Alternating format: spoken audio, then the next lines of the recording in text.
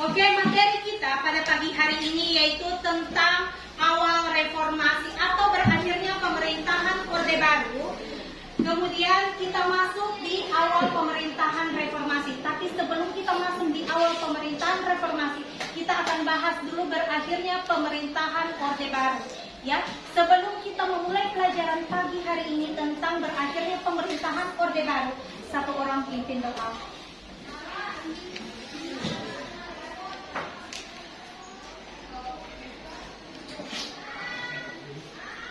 Bismillahirrahmanirrahim.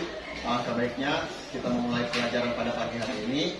Kita berdoa sesuai keyakinan dan agama masing-masing. Doa dimulai.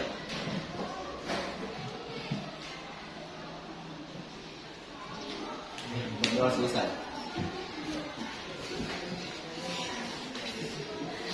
Siapa yang tidak hadir hari ini? Sebelum memulai pelajaran, vaksin dulu. Siapa yang tidak hadir hari ini? Satu orang saja. Sakit. Oke, Insinyur Soekarno ya di sana? Masih ingat? Oke, siapa? Kemudian kalau Orde Baru siapa? Oke, Presiden? Kini kita materi kita pada pagi hari ini yaitu berakhirnya pemerintahan Orde Baru atau berakhirnya pemerintahan Presiden Soeharto. Ya, sebelum memulai mata pelajaran kita hari ini, itu akan membuat satu lagu di mana agar kalian mengantuk. Ya, lihat ini kayak sedang mengantuk. Oke, menyanyikan bersama-sama ya.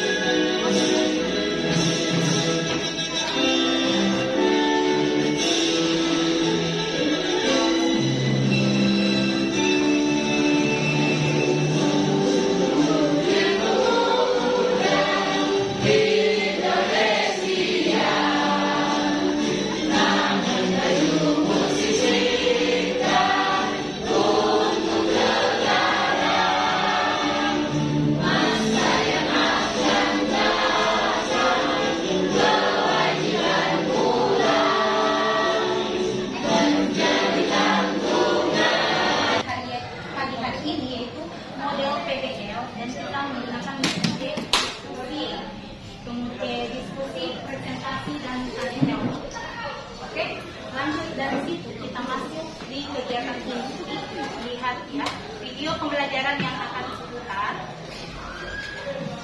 Kemerosotan.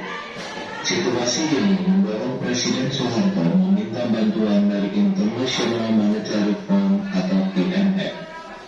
Persetujuan bantuan IMF dilakukan pada Oktober 1997 dengan syarat pemerintah Indonesia harus melakukan pembaruan kebijakan-kebijakan, terutama kebijakan ekonomi. Di antara syarat-syarat tersebut adalah penghentian subsidi dan penutupan 16 bank swasta.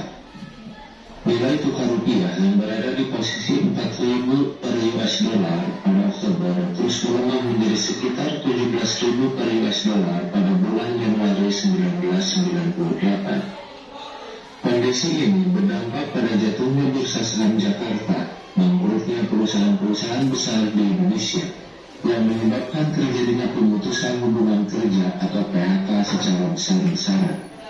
Kondisi ini membuat Presiden Soeharto menerima proposal reformasi IMF pada tanggal 15 Januari 1998 dengan ditandatanganinya Letter of Intent atau nota kesepakatan antara Presiden Soeharto dan Direktur Pelaksana IMF Michel Camdesius. Bulan-bulan awal 1998 di sejumlah kota terjadi kerusuhan anti-Cina. Kelompok ini menjadi sasaran kemarahan masyarakat karena mereka mendominasi perekonomian di Indonesia. Krisis ini pun semakin menjalar dalam 29 Mei 1997. Golkar memperoleh suara 74,5%. Atas Trisakti pun menyulut demokrasi yang lebih besar. Pada tanggal 13 Mei 1998 terjadi kerusuhan, pembakaran, dan penjarahan di Jakarta dan kondisi ini memaksa Presiden Soeharto mempercepat kepulangannya dari Mesir. Sementara itu, mulai tanggal 14 Mei 1998, demonstrasi mahasiswa semakin meluas. Bahkan para demonstran mulai menduduki gedung-gedung pemerintah di pusat dan daerah. Mahasiswa Jakarta menjadikan gedung DPR MPR sebagai pusat gerakan yang relatif aman. Ratusan ribu mahasiswa menduduki gedung rakyat, bahkan mereka menduduki atap gedung tersebut. Mereka berupaya menemui pimpinan MPR DPR agar mengambil sikap yang tegas. Akhirnya, tanggal 18 Mei 1998, Ketua MPR DPR Harmoko meminta Soeharto turun dari jabatannya sebagai Presiden. Bersamaan dengan itu, 11 Menteri Kabinet Pembangunan 7 mengundurkan diri. Presiden Soeharto akhirnya membacakan pernyataan pengunduran diri pada tanggal 21 Mei 1998 di Istana Negara, Jakarta. Soeharto mengundurkan diri dari jabatan Presiden yang telah dipegang selama 32 tahun, kemudian digantikan oleh B.J. Habibie.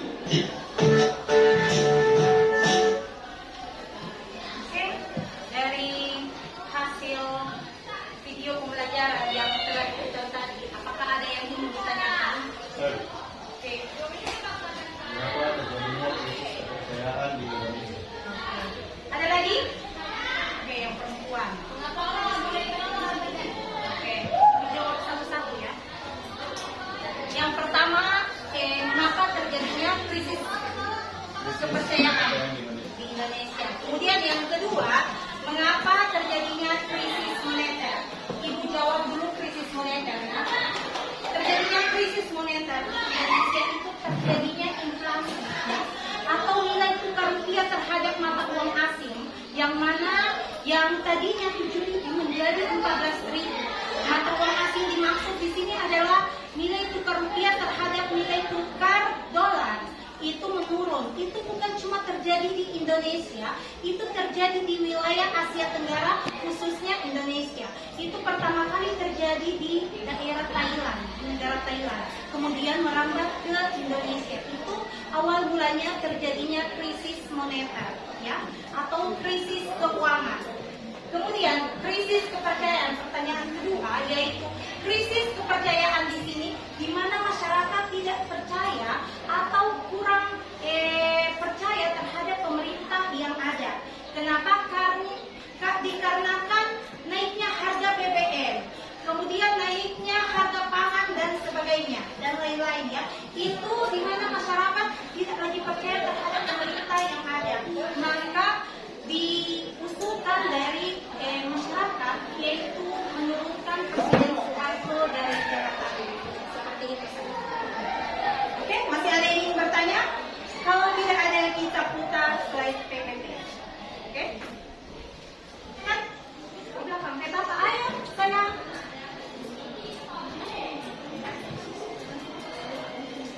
Ada yang ingin ditanyakan? Ya, teman ayah.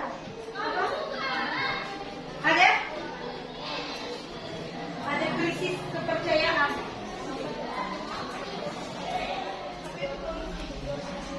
Kenapa? Oke, ada lagi? Oh, ada lagi? Ada lagi? Ayo, kenapa kalian?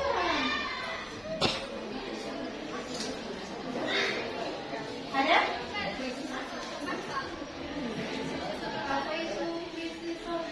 Oke, dari beberapa pertanyaan yang teman berikan, kita akan bahas di soal diskusi hari ini. Ya, itu Ibu angkat menjadi soal diskusi untuk pagi hari ini. Ya, sebelum memulai diskusi pada pagi hari ini, dengarkan dulu ya, kelompok agar kelihatan lebih bagus. Oke, nilainya juga lebih cantik.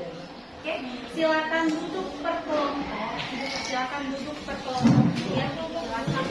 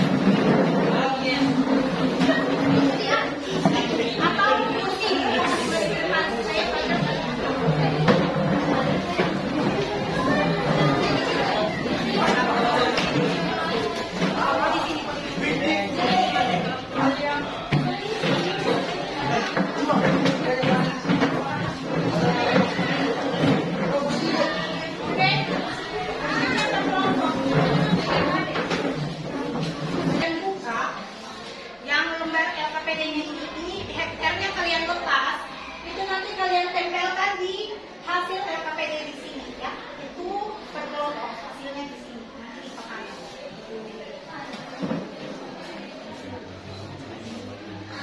Bagikan di bahan aja, naik.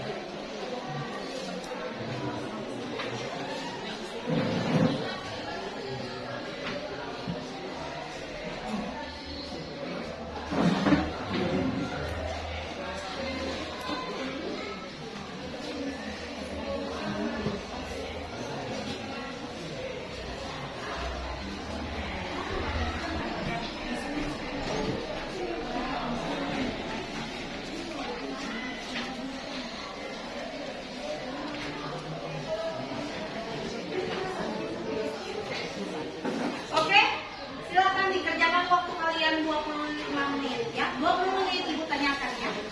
Oke, per kelompok apakah sudah selesai? Silakan.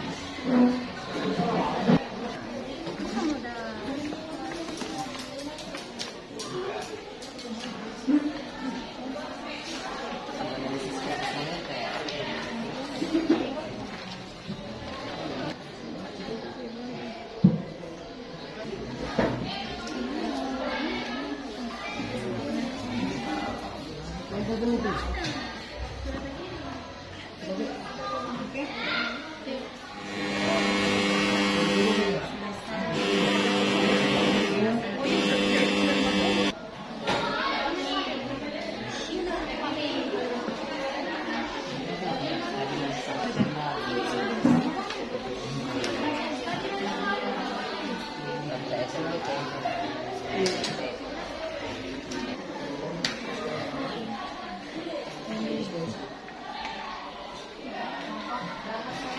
Kelompok 1.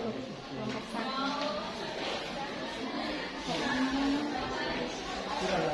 Kelompok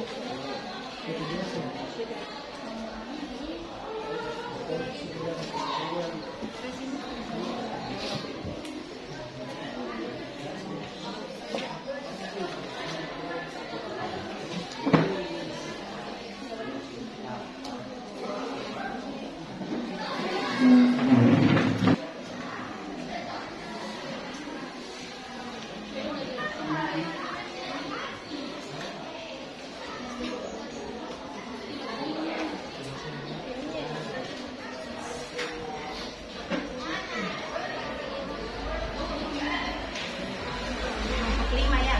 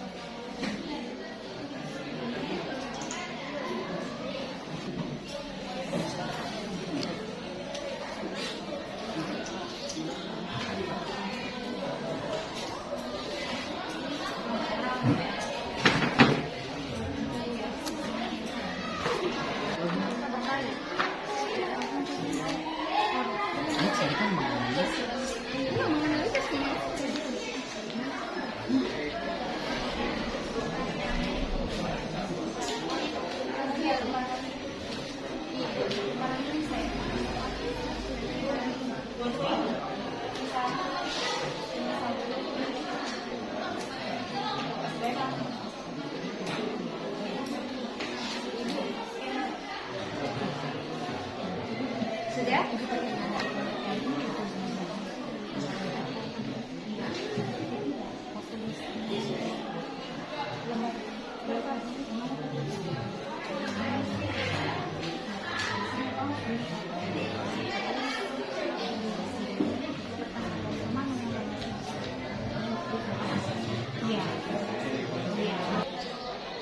Sudah semua? Ini selesai 25 menit. Sudah? Oke. Kalau begitu, kelompok berapa dulu untuk mempresentasikan? Oke, siapa yang sudah selesai? Kelompok berapa dulu?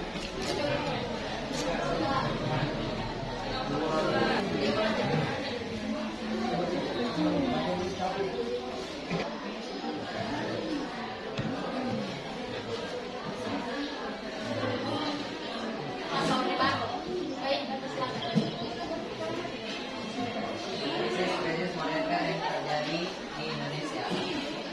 Krisis moneter terjadi pada tahun 1997 sampai 1998. Krisis moneter terjadi karena beberapa faktor. Itulah merupakan materi kami. Jika ada yang ingin ditanyakan, dipersilakan. Ada yang ingin bertanya? Yang kelompok naik. Saya dari kelompok 1. Memprediksi dampak dari krisis moneter. Baik, untuk pertanyaan dari kelompok 1 akan dijawabkan oleh Pak. Silakan. Dampak pertama yang terjadi akibat krisis moneter yaitu turunnya nilai tukar rupiah dengan kemungkinan nilai tukar rupiah ini turun dan menjadi Indonesia mengalami depresiasi yang parah. Kelompok satu jelas. Baik, untuk pertanyaan selanjutnya. Baik, terima kasih. Itu dari kelompok kami. Lebih dan kurangnya mohon maaf. Wassalamualaikum warahmatullahi wabarakatuh.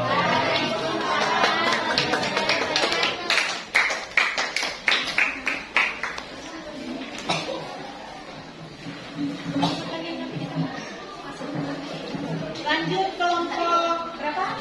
Kelompok 3. Oke, silakan.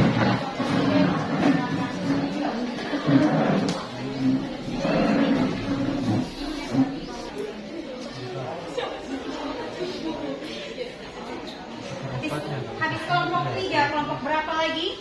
Yang mau tampil? Mana kelompok 4?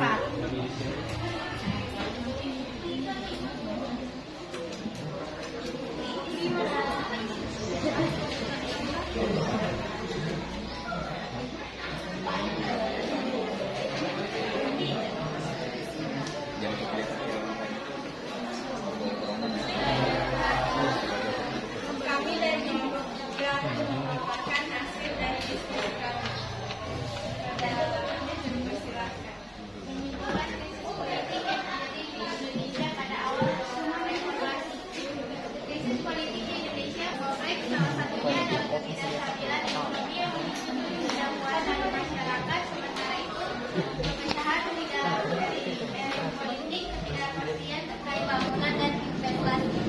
Dari itulah hasil dari pembelajaran hasil kerja kami mengenai materi krisis politik yang terjadi di Indonesia pada masa reformasi.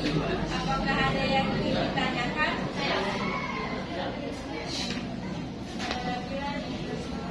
Baik, saya mewakili kelompok 2 yang bertanya. Mengapa tuntutan reformasi politik dan demokrasi menjadi salah satu pemicu utama krisis politik pada masa akhir Orde Baru? Pertanyaan dari Kira dijawab oleh Tuntutan untuk reformasi politik dan demokrasi mencerminkan aspirasi masyarakat untuk pemerintah yang lebih. Baiklah, kami tutup. Sekian dan terima kasih. Lebih dan kurangnya mohon maaf. Wassalamualaikum warahmatullahi wabarakatuh. Waalaikumsalam.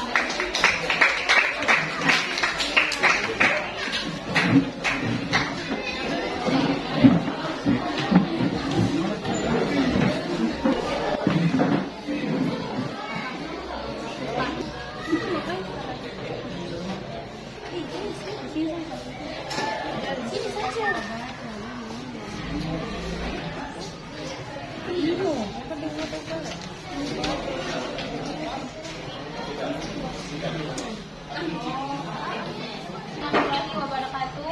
Waalaikumsalam warahmatullahi wabarakatuh. Baik, kami dari kelompok 1 akan mempresentasikan hasil diskusi kami. Kepada Andi kami silakan. Bandi Pembinaan masa Orde Baru dan masa awal reformasi. 1. Politik. Politik pada Orde Baru didominasi oleh Golkar dan Soeharto. Sementara reformasi kembali ke hasil pemilu dan terjadi kebebasan hak untuk mendirikan partai politik. 2. Ekonomi. Ekonomi pada masa Orde Baru sangat baik karena didukung harga minyak bumi yang sangat tinggi. Namun masa reformasi ekonomi melorot akibat jeleknya pengelolaan ekonomi pada masa Orde Baru. 3. Sosial. Masyarakat pada zaman Orde Baru hidup dalam kondisi yang stabil. Namun karena ketakutan pada represi pemerintah, sementara para reformasi masyarakat mengalami kebebasan yang besar akibat diberlakukannya demokrasi. 4. Hukum. Banyak ketidakadilan yang terjadi dalam pelaksanaan hukum pada masa pemerintahan Orde Baru, sementara Orde Reformasi dilakukan tindak istimewa MPR untuk merombak pembesaran terhadap sistem hukum dan undang-undang syariat. Peristiwa penting apa saja yang terjadi pada masa awal reformasi?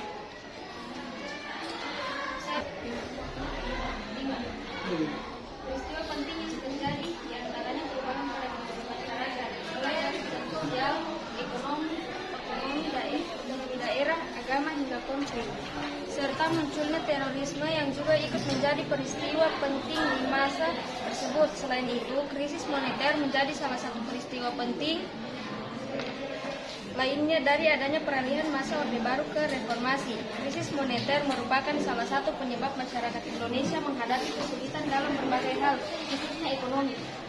Soeharto saat itu menyebabkan terjadinya demonstrasi besar-besaran yang dilakukan berbagai gerakan mahasiswa di berbagai wilayah Indonesia. apakah sudah jelas? Apakah ada tanggapan atau ada lagi yang ingin ditanyakan? Tidak ada. Baik, itulah hasil presentasi kami. Tidak kurangnya mohon maaf. Wassalamualaikum warahmatullahi wabarakatuh. Waalaikumsalam.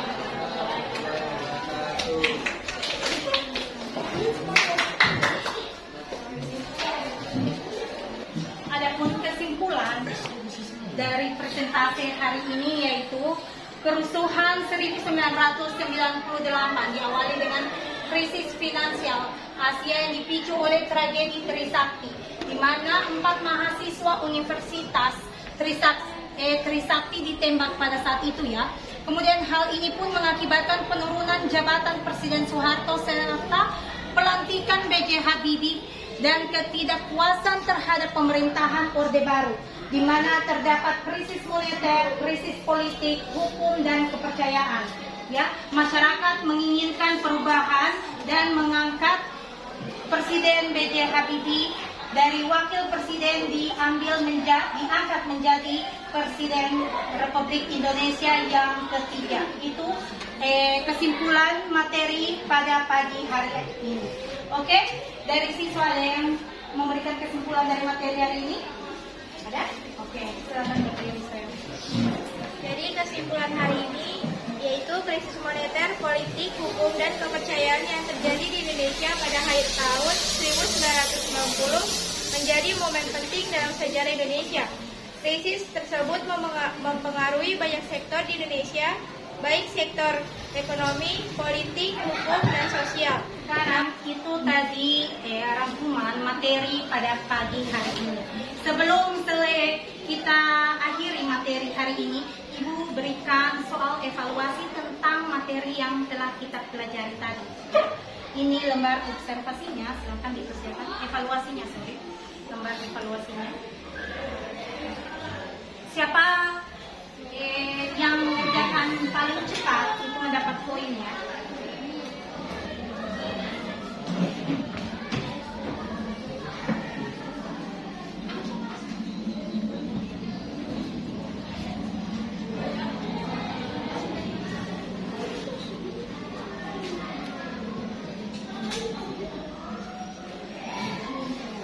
Oke, siapa yang paling cepat yang sudah selesai berikan poin. Serta yang paling cepat Ibu kasihkan hadiah. Hadiahnya air minum.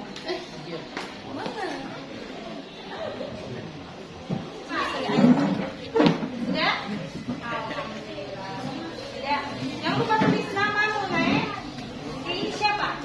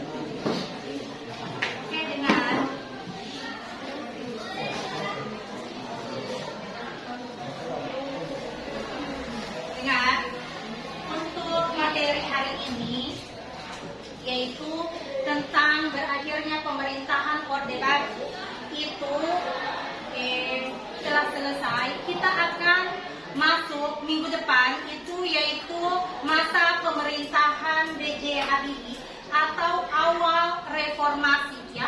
Awal pemerintahan reformasi. Kalau ditanya pemerintahan reformasi sampai saat ini reformasi. Tapi awal pemerintahan reformasi itu dimulai di Presiden B.J. Habibie itu kita bahas di minggu depan ya. Satu orang pimpin doa sebelum kita akhiri materi pada hari ini. Oke, satu orang pimpin doa.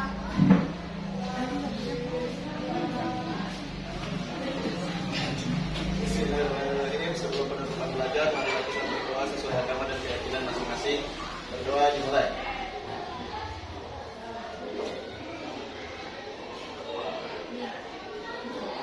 Doa selesai. Ibu ucapkan terima kasih untuk semua yang telah hadir pada pagi hari ini. Insya Allah kita ketemu lagi minggu depan dengan materi yaitu pemerintahan B.J. Habibie yaitu atau awal pemerintahan reformasi yang terjadi di Indonesia.